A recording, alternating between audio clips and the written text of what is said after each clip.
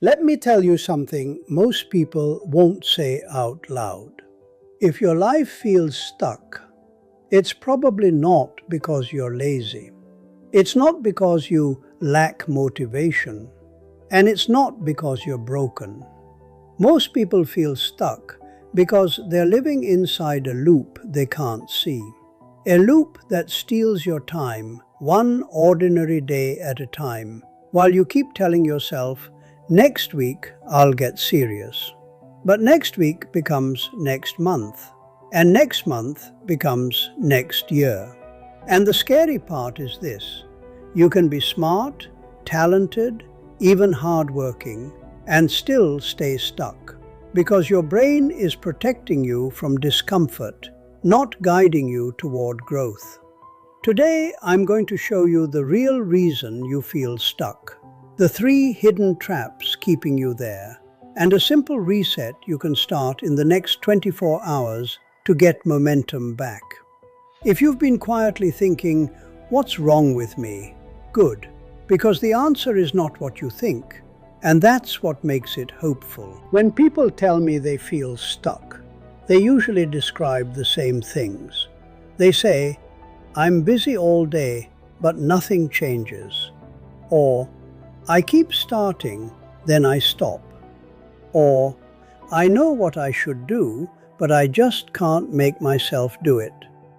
Or, "I'm exhausted, and I don't even know why." And after a while, something worse happens. You stop trusting yourself. You stop believing your own promises. You stop taking your own goals seriously. You lower expectations, not because you want to, but because it hurts less than hoping. So let's get clear right now. Feeling stuck is not a personality trait. It's not proof you're weak. It's not a life sentence. It's a system problem. Your days are structured in a way that makes progress unlikely. And your mind has gotten used to patterns that keep you safe, comfortable, and the same. And the good news about systems is, systems can be changed. Here's the first hidden trap that keeps people stuck. Trap number 1. You're waiting to feel ready. You're waiting for the perfect mood, the perfect plan, the perfect timing, the perfect confidence, the perfect clarity. And I understand why, because if you start now, you might fail. If you start now, you might feel uncomfortable. If you start now, you might discover you're not instantly good at it. So your brain offers you a deal. It says, let's think about it more. Let's research more. Let's watch one more video. Let's organize the notes. Let's make a better plan. And that feels productive, but it's not progress. It's delay dressed up as intelligence. Here's a rule that changed my life. Clarity does not come before action. Clarity comes from action. You don't think your way into a new life. You move your way into it. So if you've been stuck, your next step is not a giant leap. It's not a dramatic transformation. It's not a new you starting Monday. It's one small, slightly uncomfortable action done consistently. Not heroic, not glamorous, just real. Because readiness is not a feeling you wait for. Readiness is a decision you practice. Now, trap number 2 is a little deeper, and it's the one that keeps people stuck for years. Trap number 2. You're trying to change your life without changing your identity. Let me explain. A lot of people say they want to be healthier, but the identity underneath is, "I'm just not a healthy person." They say they want a better career, but the identity underneath is, "I'm always behind, I never catch up." They say they want peace, but the identity underneath is, "Life is always stressful, and I'm always the one carrying everything." Your behavior will almost always obey your identity. even when you hate it, even when it's hurting you, even when you're begging yourself to stop, because your brain would rather be consistent than happy. So if you keep saying, "I'm the kind of person who can't stick with things," your brain will find ways to prove that true. So here's a better question than "what should I do?" Ask, "who am I becoming?" And don't answer with a fantasy. Answer with something you can prove. For example, I'm becoming someone who keeps small promises. I'm becoming someone who does hard things in small doses. I'm becoming someone who finishes what I start, even if it's messy. I'm becoming someone who respects my future. Then you build identity with evidence, not big evidence, tiny evidence. If you want to become a disciplined person, don't demand a perfect week. Don't demand a perfect month. Don't demand a perfect morning routine with candles and calm music. Demand one honest promise today, one walk, one application, one page, one healthy meal, one budget check, one honest conversation, 1 hour without distractions. Because small proof changes the story. And once the story changes, the behavior becomes easier. Now, trap number 3 is the one nobody wants to admit, but it might be the most important of all. Trap number 3, your environment is designed to keep you stuck. And I don't mean the weather or the economy or bad luck, although those things matter. I mean your daily environment. Your phone, your bedroom, your desk, your notifications, your friends, your calendar, your habits. If your phone is the first thing you touch in the morning, your brain starts the day in reaction mode. If your room is chaotic, your mind will be louder. If your home is filled with things that pull you into distraction, you will keep getting pulled, no matter how strong your willpower is. And if you're surrounded by people who normalize procrastination, complaining, and staying the same, you will absorb it like smoke in a closed room. This isn't a moral failure, it's exposure. A lot of stuckness is simply friction in the wrong direction. So here's the principle that gets results. Make the right thing easier and the wrong thing harder. Put your shoes by the door. Put the book on your pillow. Keep a water bottle visible. Delete the apps that hijack your attention, or at least log out. Charge your phone outside the bedroom. Turn off notifications that don't serve your life. Open the document you need to work on and leave it open. Make the first step so easy it's almost embarrassing. Because you don't rise to your goals, you fall to your defaults. And your defaults are shaped by what's around you. Now I want to show you the loop that keeps people stuck.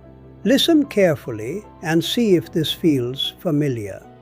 First, you feel overwhelmed, not always panicking. Sometimes it's quieter than that. It's just a heavy feeling, like you're carrying too many open tabs in your mind. Then you avoid the hardest thing. You avoid the call. You avoid the email. You avoid the workout. You avoid the decision. You avoid the conversation. You avoid the truth. Then you distract yourself to feel better. Scroll, snack, shop, watch, drink, overwork, overthink. Then you feel guilty. And that guilt becomes more overwhelm. So you promise yourself you'll fix it later. Tomorrow, next week, when things calm down. But tomorrow arrives and nothing is different. And slowly your life becomes a waiting room. You're waiting to feel ready, waiting to feel confident, waiting to feel clear, waiting to feel motivated. But the longer you wait, the less you trust yourself, and the harder it becomes to start. So how do you break the loop? Not with a massive plan, not with a perfect schedule, not with a speech you give yourself at 2 a.m. You break it with a reset. Simple, practical, repeatable. Here's the reset I want you to use.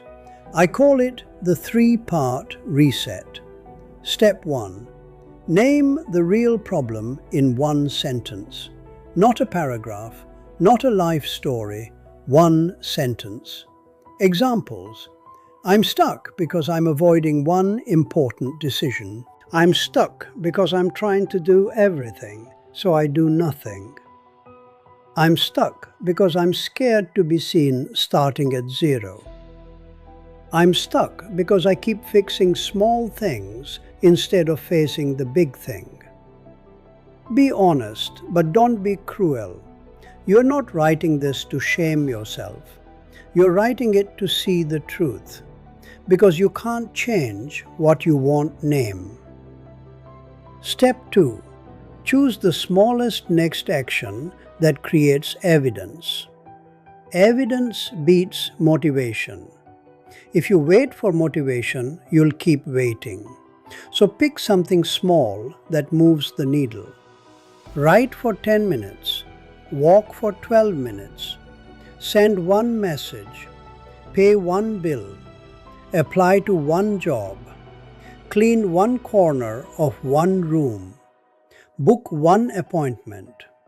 Open the spreadsheet and look. No fixing, just look. The goal is not to finish your whole life. The goal is to create proof. I'm the kind of person who takes action. Step 3. Set a 24-hour finish line. Not someday, not this month, not when things calm down. Within 24 hours. Because stuckness loves vague timelines. Progress loves deadlines. And listen, this matters. If you set a goal without a deadline, your brain treats it like a wish. So give it a finish line. Then do the action, even if you don't feel like it. Especially if you don't feel like it. Because every time you act while you don't feel like it, you build something most people never build. Self-trust. And self-trust is the true opposite of stuck. Now, let me add something important. Sometimes people are stuck because they're burned out. Not tired, burned out.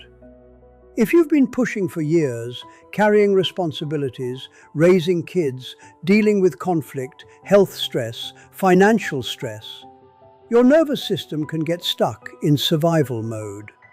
And in survival mode, your brain does not prioritize growth. It prioritizes safety. So if that's you, be gentle, but still be honest. You don't need a harsh voice. You need a steady one. If you feel constantly overwhelmed, or anxiety is taking over, or you suspect depression, it can really help to talk to a qualified professional. That's not weakness, that's support. But even in burnout, the reset still works, because it's small. It doesn't demand you become a superhero. It asks you to take one true step. Now I want to speak to the part of you that feels behind. You might feel like you wasted time. You might feel like everyone else is moving forward while you're standing still. You might feel like you missed your chance. But here's what I've seen in real life. People don't transform because they found the perfect moment. They transform because one day they got tired of repeating the same pain. And they chose one small action instead of one more excuse. You are not behind in life. Life has seasons. Some seasons are for building, some are for healing, some are for learning, some are for surviving, some are for letting go. And if you've been surviving for a while, It makes sense that you feel stuck. But survival can't be the final chapter. So today, don't ask for a perfect life. Ask for one true step. One step that the calmer, stronger version of you would respect. Let's make this practical. Right now, in your mind, pick one area where you feel stuck. Your health, your money, your career, your relationship, your confidence, your purpose, your daily routine. Now name the real problem in one sentence. Then choose the smallest next action. Then give yourself 24 hours. That's it. Not because it's easy, but because it's simple. And simple is what works when you're overwhelmed. Here's your challenge. In the next 24 hours, do one small action you've been avoiding. Not 10 actions, one. Then come back and leave a comment that says, "I broke the loop." And if you're willing, add what your one action was, because your comment might become someone else's spark. If this message helped you, like the video, subscribe, and share it with someone who's been quietly struggling. Because you're not lazy, you're not broken, you were just stuck in a loop, and you can break it, starting today.